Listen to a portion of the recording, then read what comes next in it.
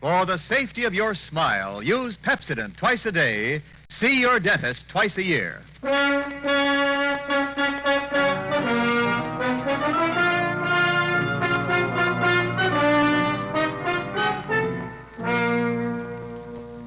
Lever Brothers Company presents the Pepsodent program, The Adventures of Philip Marlowe, starring Van Heflin.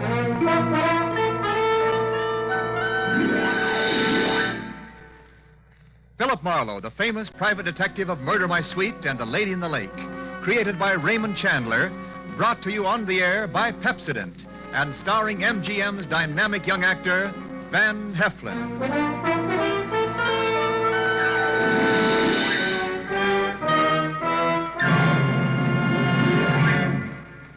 Now, families all over America have named their favorite toothpaste. New Pepsodent with Irium. New, fresh-tasting Pepsodent with a new, cool, minty flavor. It's preferred 3-to-1 over any other toothpaste. It's true. With families all over America, new Pepsodent is a favorite 3-to-1. Families from coast to coast recently compared new Pepsodent with the toothpaste they were using at home. They preferred new Pepsodent by an overwhelming average of 3-to-1 over any other brand they tried. These families, 3-to-1, said new Pepsodent tastes better, makes breath cleaner, makes teeth brighter. Yes, families 3-to-1 say new Pepsodent tastes better, makes breath cleaner, makes teeth brighter. Get new Pepsodent toothpaste for your family right away. Now, Van Heflin in The Adventures of Philip Marlowe.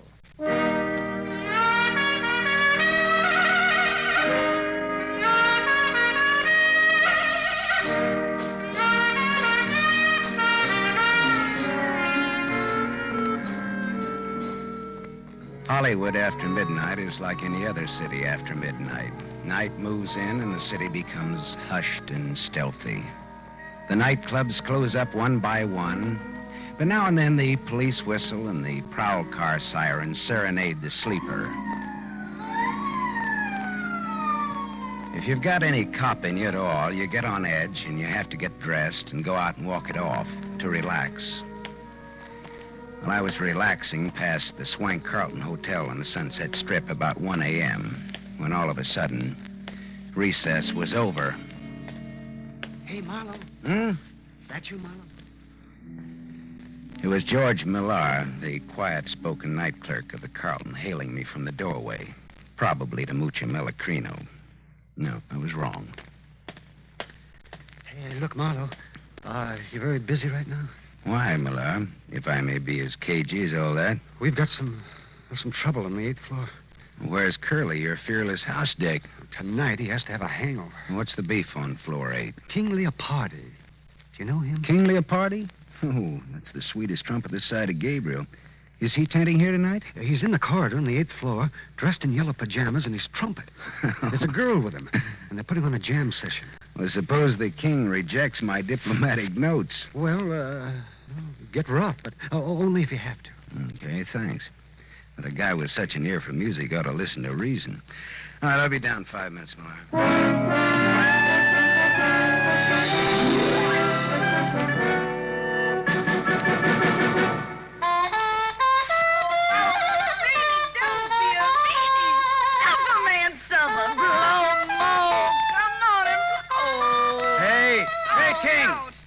King, that's all, boy. Oh, suffer, out, mellow, king and yellow, more schmozzerino, more. I said, all right, King, the party's over. Hey! Were you addressing me, peasant? I said, wrap it up, can it? Put it on ice. The show is over. Ha! Conk him, King. King Conk, that's what he is, King Conk. Let him have it, King. Fanfare to a nosy house dick, as follows. All right, now look, Yellow Pants, wrap up your bugle and buzz off. Now hit the grit. Oh, you're tougher than a 40-cent steak, aren't you? Well, this'll make you soft and tender.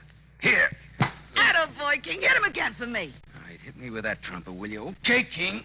All right, now, come on, get up, get dressed, and get out. How can he? He's out cold. I'll be glad to pack for him. And you get back to your room, too. Listen, Copper, I don't have to do anything. anything. Get going, sister. Come on, jump.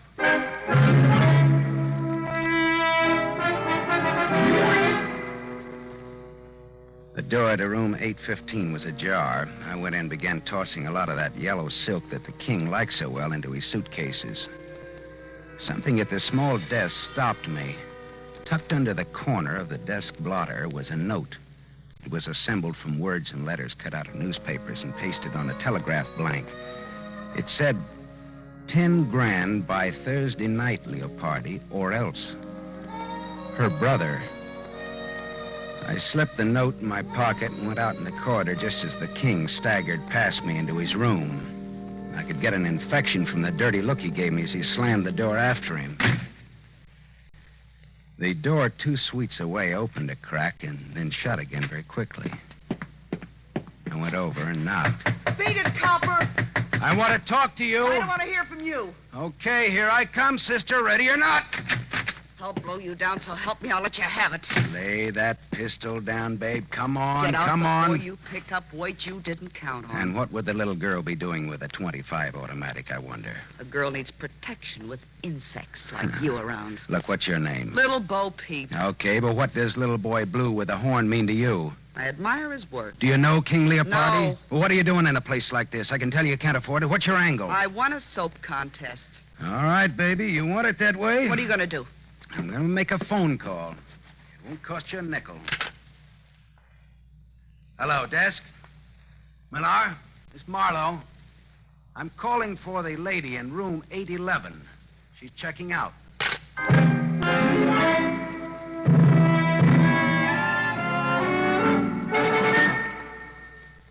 I had a little trouble up there, Millar. Your 2 noisy guests will be checking out any minute.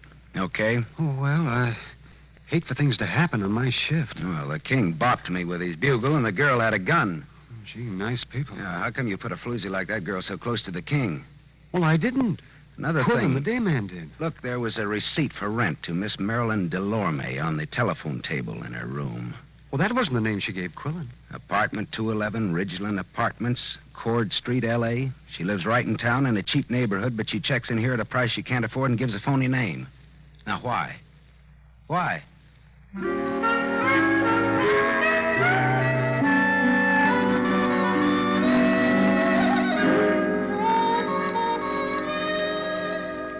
Cord Street, where Marilyn Delorme lived, was Old Town, Arty Town, Crook Town.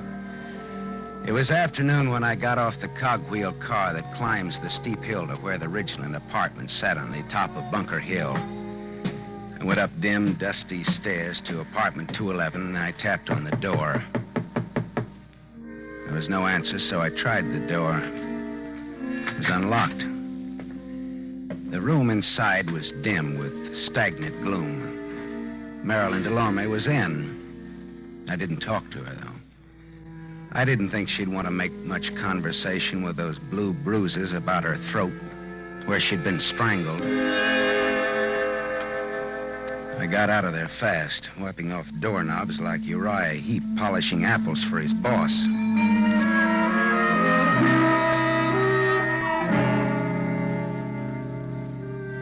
I found King Leopardi at his job at the Club Belvedere. He was relaxing at a table in the bar with a kind of a girl commonly referred to as a knockout. She looked tall, and her hair was the color of a brush fire seen through clouds of dust. I pulled in my chin and then walked over to the table. Hello, Leopardi, old maestro. You remember me? I'm sorry, I can't say that. Why, you dirty keyhole snooper. King, please don't start anything You again. left a certain little note in your hotel room last Get out, night. dime a dozen. That wasn't all. That dame with you I last said night. beat it. King, sit down. Beat it and take this with you. There's not much snap in that punch, King. Would you like to try it again? I have had some drinks. I'll see you later when I'm okay. See you later, too, Dolores, after the floor show. I'm sorry, Miss... Sit down. You've made us conspicuous enough as it is. Now, wait a minute. Sit Look, down. All right, thanks. Well, that's what I get for being a little gentleman and letting him pepper me without a comeback. No, he's always spoiling for a fight. The king just can't control his dukes, can he? You better have a drink. All right. Coke with bitters. That's what I love about Hollywood. You meet so many eccentrics. Yeah, but you see, I'm the kind of a guy who starts with a short beer and wakes up in Shanghai with a full beard. Is this on me or is it on you? Well, that depends. Well, how's champagne? Mum's cordon rouge, shall we say, huh? It's on you.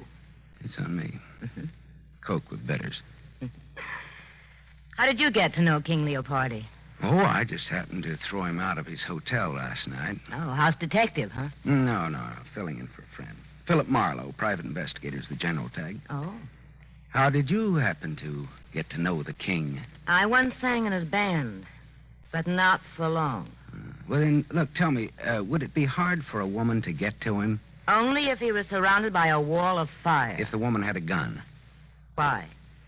Well, I found this threat note on his desk last night. It asked for $10,000 or else, and it's signed her brother.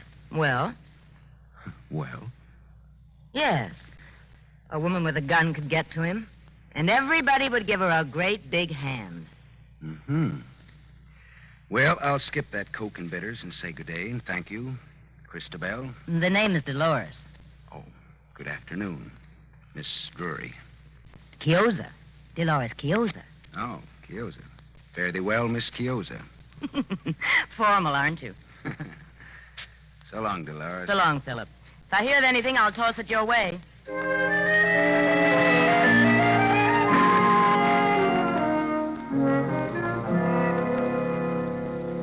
The evening papers carried a squib about Marilyn Delorme found strangled in her Cord Street apartment. That was all, dead end. Until about 1 o'clock in the morning when the telephone started having hysterics on my night table.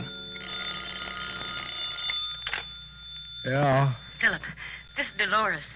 Dolores. Oh, yeah, sure. Would you come over to my place right away? 2412 Renfrew Street, below Fountain. Hey, wait a minute. It's a sort of bungalow court. Mine is the last one in line. Well, sure, but wait a minute. What's the matter?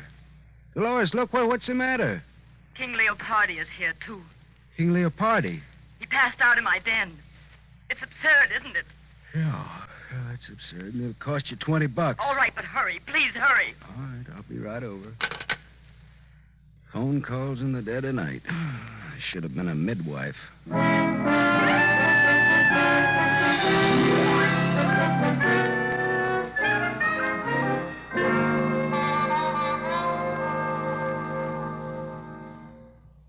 Oh, come in, Philip.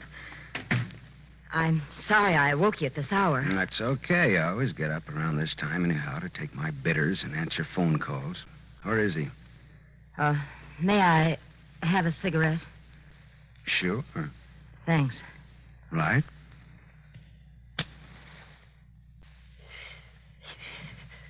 Where did you say he was now? In my den. Oh, Philip. Philip, he isn't drunk at all. Did you really think he was drunk? He's dead. What? The king is dead. Long live the... With my gun. Well, good for you. The lady wins the large Cupid doll. Hey, come on, let's go and look at him.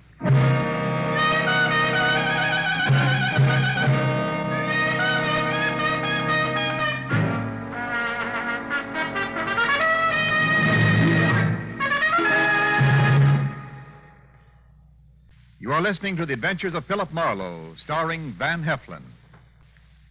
Yes, families all over America have named their favorite toothpaste. New Pepsodent with invigorating Irium foam. New fresh-tasting Pepsodent with a new cool, minty flavor. It's preferred 3-to-1 over any other toothpaste. It's true. Families all over America say new Pepsodent is their favorite 3-to-1.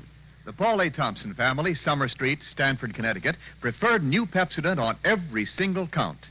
The Thompsons say new Pepsodent tastes best of all, makes breath cleaner, makes teeth brighter.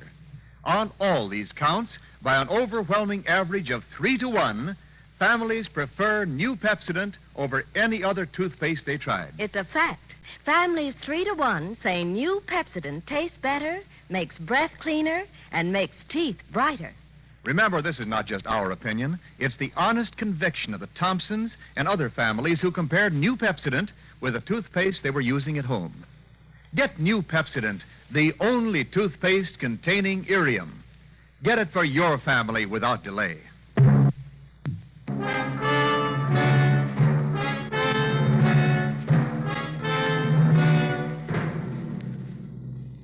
We continue with the adventures of Philip Marlowe, starring Van Heflin, who appears by arrangement with Metro-Goldwyn-Mayer, producers of The Huckster, starring Clark Gable.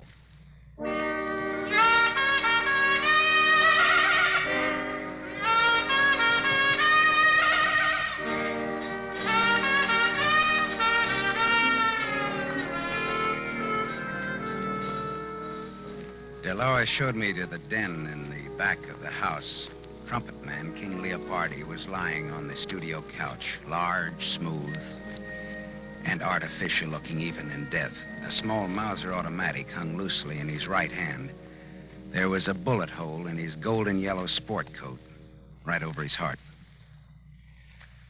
Dolores, is this your gun? Yes. Someone gave it to me once. I don't even know how to use it. Oh, no. Oh, I don't expect you or anyone to believe me. Don't expect anything. Just tell it. Well, I was out late. I sing at KFQC on a late 15-minute program. Agatha and I got home about 11:30. Who's Agatha, the cat? My maid. I came into the den for some liquor and fizz water and found him. Like that. I sent Agatha home so she wouldn't find him. Finally, I thought of calling you. Well, he got in here. How? I don't know. Were you ever in love with him? The king never loved anyone. I asked if you loved him. I hated everything about him. It's even better to tell the cops that is but copacetic. But I can't help it. It's the truth. Dolores, look. Go on out in the other room and buy yourself a drink. I want to be alone here with tall, dead, and handsome. Go on now, huh?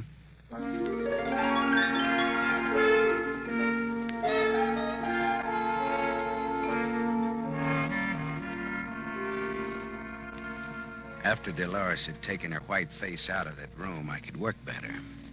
I went through the king's pocket and found his key ring. One key fit very nicely in the lock of the back door. I went to the living room where Dolores was huddled against the arm of the Davenport trying to become a part of the pattern. Dolores, how long has Agatha been with you? 2 years. Did you ever steal anything from you? Small things, that's all. Pair of nylons now and then. I didn't mind why. Well, she sold a key to somebody. A key to this apartment. Oh, what's the difference, Philip? We're wasting time. I'm done for as a nice person. They'll think it was a lover's quarrel and I shot him. Or that he shot himself over me. Well, you don't die from the latter, though. Your reputation does. And I care about what people think of me. Yeah. Well, that's what makes me for you again, lady. Thanks, Philip. Now, look, suppose you give me a description of Agatha and tell me where she lives. I want to talk to her. Tonight.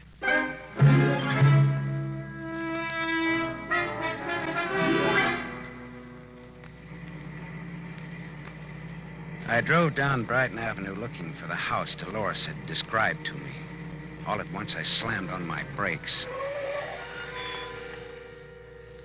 In the driveway of a vacant house stood a small coupe. Dolores had described Agatha's car, and that was it. And Agatha did not live in an empty house. I got out and walked up the gravel driveway and looked into the car. And then I got back in my own car and drove until I found an all-night drugstore. I phoned Detective Lieutenant Ibarra. Hello, Ibarra. Write this down. Brighton Avenue, 3200 block, west side. Driveway of empty house. Car parked with dead woman in it. When alive, answered to the name of Agatha. Strangled.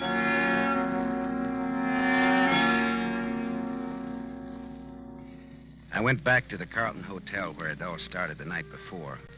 Quillen, the head day clerk, was on night duty. That surprised me a little bit. It was 2 a.m. and very empty, very quiet in the lobby. That was fine. Well, if it isn't Marlowe, the old clues man. A good morning, and tripe like that. Hello, Quillen. Look, how come you're on duty? Millar went on vacation this a.m. His brother has a cabin at Crestline on the Arrowhead Road. Well, I didn't even know he had a brother. Now you know. Quillen, look, how come an old hotel man like you registers floozies like that Marilyn Delorme on the same floor with people like King Leopardi? What? You heard me, mine host. I didn't register the girl or Leopardi. Millar did. What? You heard me. Well, why was the room between their rooms empty last night in times like these? Millar had it marked on change. Plumbing out of whack or something. Why? Oh. Well, here's why. A lad with a pass key could have gone into that room and then unlocked the two connecting doors. And then you could have run a bus service between the girl's room and Leopardi's. What are you driving at? That girl in 811 had a gun and Leopardi had a threat letter last night. Now, here's what I want you to do. Call the hotel where Leopardi's staying now and ask if he's there. Why? Because. Good enough? Best reason in the world. Wife always uses it. Wait here.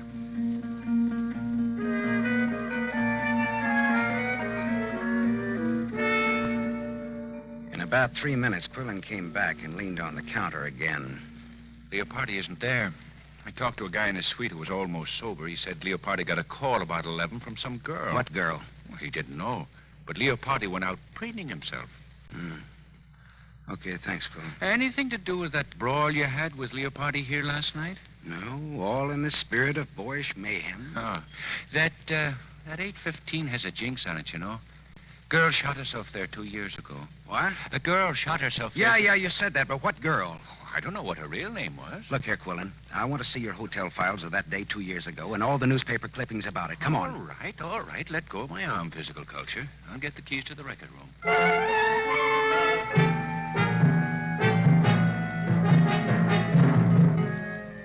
I read the hotel files of that day 2 years ago, and I read the newspaper clippings of that suicide in 815. Then I asked Quillen just where George Millar's brother had his cabin in the mountains.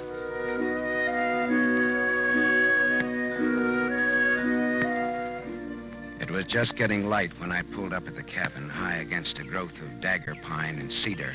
Smoke was curling from the chimney. Someone was awake. George Millar himself opened the door. Well, Marlowe! Well, gee, it's good to see you. How'd you ever find us up here? How about some bacon and eggs? The answer in my brief Marlowe morning manner is yes. Well, that's swell. I'll wake up my brother and we'll all eat together, huh? You don't have to wake me up. I'm up. Oh, hello, Gaff. Who's your friend, George? Oh, Gaff, this is Philip Marlowe. You've heard me talk of him. How are you, Marlowe?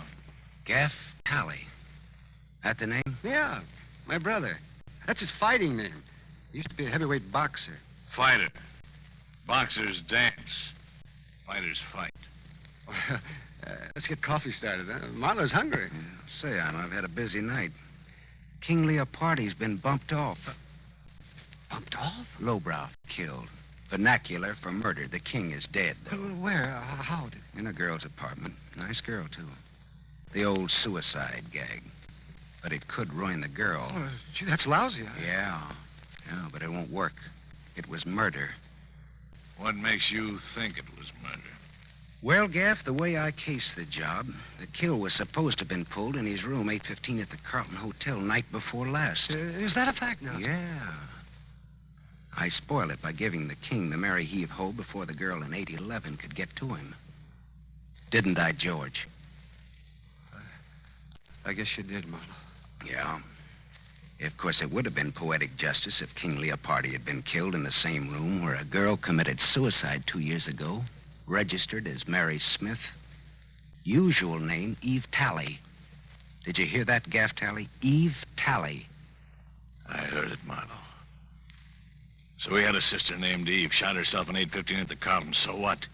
So, George here told me that Quillen registered that professional gun girl in 815 night before last. Oh, no. George registered her. So? So George kept the room between the girl and Leopardi vacant. When everything was quiet, he'd open the communicating doors, and Marilyn Delorme would walk into the king's room, muffle her .25 in a pillow, and shoot the king in his sleep. How am I doing, boys? Fine, Marlowe. How am I doing? Gaff, put away that gun. I'll bet you even checked on 118 Cord Street. I found Marilyn Delorme strangled. She knew too much. For a few bucks, you boys got Agatha to call Leopardi last night from the radio station and pretend she was Dolores with an interesting invitation. The king always had a yen for Dolores, and he came running. You shot the king before Dolores came home and left him in her den. Then Gaff got rid of Agatha. She knew too much, too. Leopardi was the worst kind of a rat, Marlowe. We loved our sister. She fell for him, and he threw her out. She killed herself. Now, what would you do, Marlowe? Take his gun, George. Don't get between us or behind him. This 45 goes right on through. I'll have to take your gun, Marlowe. Well, always treat it like your own, won't you, George? Got it, George? I've got it. Stand out of the way.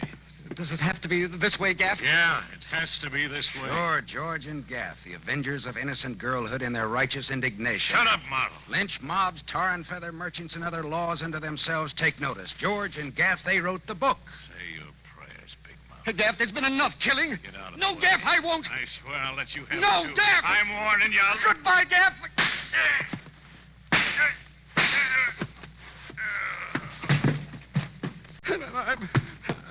I'm sorry, Gaff. I had to do it. George, he's dead. Listen, I had to do it, Gaff. I just had to. You understand, don't you, Marlowe? Yeah, I understand. He was a killer. He killed 3 people. He wasn't going to kill a 4th. I wanted to finish Leopardo out in the open and take what came, but Gaff tried to do it cute. I didn't know Leopardo was dead until you told me, Marlowe. I believe you, George. Yeah. Here's your gun back, Marlowe. It shoots fine.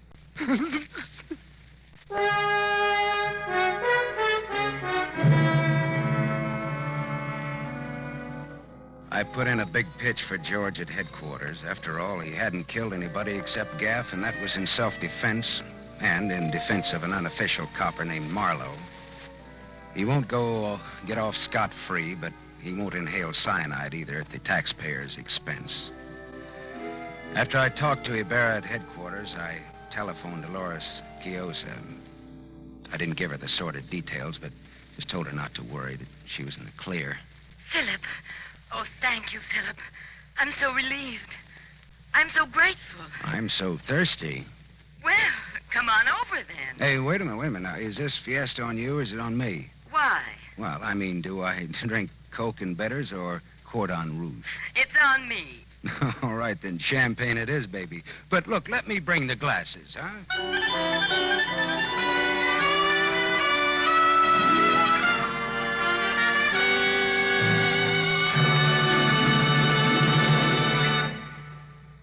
You have just heard Van Heflin, starring in the new mystery series, Raymond Chandler's The Adventures of Philip Marlowe, brought to you by the Lever Brothers Company, makers of Pepsodent. Van Heflin will return in just a moment. Men, here's an important announcement. News about a sensational hair tonic discovery. It's Trim Hair Tonic made by Pepsodent. For the first time, science has created a hair tonic with pure virgin olive oil. There's no finer hair and scalp conditioner. Yes, because it contains pure virgin olive oil, Trim Hair Tonic conditions your scalp as it grooms your hair. Get new Trim Hair Tonic during the big 1-cent introductory sale at toilet goods counters now. 2 60-cent bottles, $1.20 value, only 61 cents. Ask for Trim Hair Tonic with olive oil.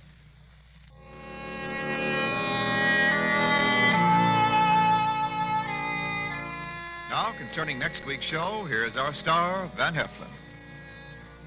Philip Marlowe crouched in the darkness of Beverly Glen and waited for those footsteps to come closer. And then all at once, the Sandman hit him without bothering to remove the sand from the sandbag. And when Marlowe woke up in the morning, his wallet and his gun were gone. And he was wanted for murder.